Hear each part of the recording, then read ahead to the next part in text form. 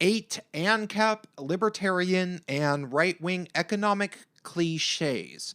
Hey, it's Prince of Queens, and people keep telling me, in so many words, that I'm some sort of traitor because although I say I'm somewhat left-leaning, I rarely really criticize right-wing people or ideas. The obvious reason for this is that I am not super familiar with the arguments, and I don't like talking about stuff that I am not particularly confident about, and even when I am confident, I am only human and sometimes get details wrong. That all said, I definitely have noticed a lot of trends in the types of arguments libertarians, anarcho-capitalists, and generally right-leaning economic types of people make on the internet, so I can force myself to make a video about them. And I'm going to make ones about the cliches. Now, I am not saying these are all completely awful ideas, but some of them are pretty easy to respond to, so I'll try to give the common responses as well. Cliche number 1 is pretty general, which is that any type of socialistic principle will never work. Universal healthcare will never work in the USA, even though they have it in basically every developed nation. That's a very common argument. I definitely understand that currently we do need to work out our economy a bit before we will be able to move to a single-payer healthcare option, so I'm not going to go full Bernie Sanders here, but the idea that it could never work is absurd. There's all sorts of things that would have never seemed possible 200 years ago, like public schools and fire departments, so I like to remember that history has shown that we should be open-minded towards the future. Cliche number 2 from the right-wing AnCap libertarian-type crowd is that rich people should just donate to charity, as if that will solve all the world's problems, rich people donating to charities. Also, a lot of the time when somebody brings up a problem that could be helped with governmentally funded economic assistance, people often say, well, why don't you solve that problem by donating to charities? How much money have you donated to feeding the homeless recently? Unfortunately, things aren't so simple. Ask anybody who has done fundraising professionally and they'll tell you that the only way to raise significant amounts of funds is to network with a group of wealthy people who are interested in your causes and get high-value donations. You don't pull in hardly anything from charity punk rock shows. But even if you try to organize events and mailing lists to get high value donations from rich people, there are plenty of billionaires and millionaires out there who are not donating a whole bunch to charity. At least not when they aren't pretty obviously getting something in return. There are too many rich people who are like this for me to list, but you can Google that on your own. Mark Zuckerberg. It turns out that the people who are focused on amassing a bunch of wealth as millionaires and billionaires are generally people who really like having a lot of wealth and power, and aren't just going to give their money away all the time, at least not in particularly sizable amounts. The third libertarian cliche is kind of related, which is that people should be forced to work for their keep. And then they'll have agency, and once you give people agency, all of the world's problems will be solved. Which is noble in theory, but not so simple. You see, a very high percentage of the world's greatest geniuses are disabled, at least in terms of having a treatable mental illness like bipolar disorder, depression, and/or anxiety. Again, these are too numerous to name.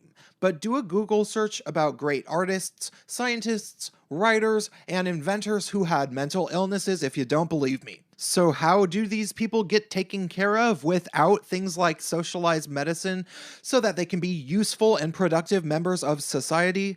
Well, unless they have a loved one taking care of them, there's gonna be plenty of people who won't get a chance to actually contribute their awesomeness to the world. If we lived in a libertarian or AnCaps society, what would happen to the Stephen Hawkings of the world?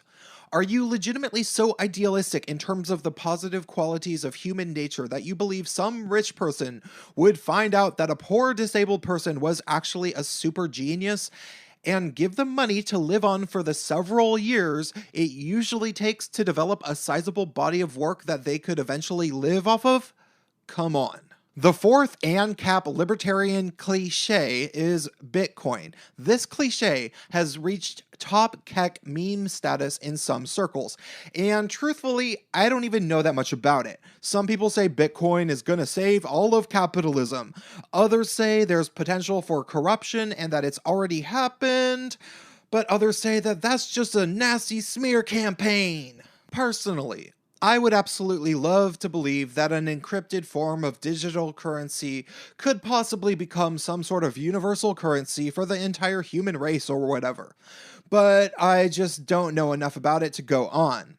Remember, I am kind of forcing myself to make this video. The fifth cliche is the mega cliche of them all, which is taxation is theft. Again, this is a god tier meme. I like to make the joke when people bring this up that taxation cannot melt steel beams. Of course, referring to jet fuel cannot melt steel beams, referring to 9/11. Is taxation theft? Well, I don't know. Sometimes. I really don't care because taxation has been going on in basically every society for hundreds and hundreds of years, and it seems like every generation gets all pissed off about taxes when they start paying them, which is understandable. But I imagine your generation will not be the ones to abolish taxes. Number 6 in cliches is usually from the AnCaps, which is, who cares about those stupid roads? You can hire private companies to make roads, you idiot! I'm not really sure where to begin with this one, so I'm just gonna move on. The seventh libertarian cliche is to say, as long as it's free market, it's fair. This tends to be an argument against abusive unions from my experience, which is usually rather short-sighted and ignores any historical reason why unions have formed. Sure, there are occasionally times where unions have become too powerful and ended up demanding ridiculous things, but there's also companies that sprout up and end up abusing workers while competing with a super cheap price that everybody wants. And half the time that these companies sprout up, companies like Uber, a lot of people say, it's cool, it's like a free market cab service. Even though there's a lot of questionable ethics from companies like Uber and how they treat their workers. The eighth and final libertarian cliche is something that I very specifically saved for last, which is to say, well, I wouldn't mind universal basic income. There's a lot of arguments to be made for that. This one is my favorite because I have yet to talk to a right-leaning economic thinker type person who was opposed to a universal basic income, which inspires me to believe that the vast majority of these people who are libertarians or AnCaps are just relatively low-income individuals who hate paying taxes. Hashtag not all. I'm sure that there's many more complicated reasons and that there's some people who are totally against universal basic income who define as libertarians and AnCaps and right-leaning economically. But there are a lot of people who are against taxes but would like universal basic income.